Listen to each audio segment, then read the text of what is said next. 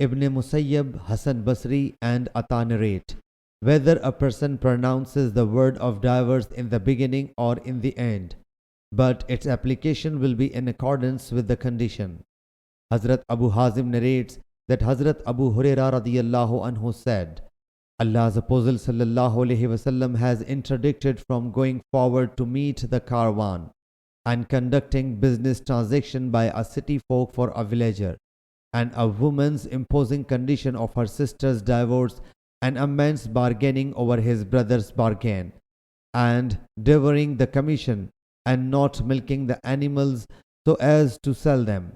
Mu'adh and Abdus Samad corroborated him from Shoban, Gundar, and Abdul Rahman said, it has been forbidden. Adam said, we have been forbidden. Nadr and Hajjaj bin Manhal said, he sallallahu alaihi wasallam prohibited. Sahih Bukhari Hadith number 2727.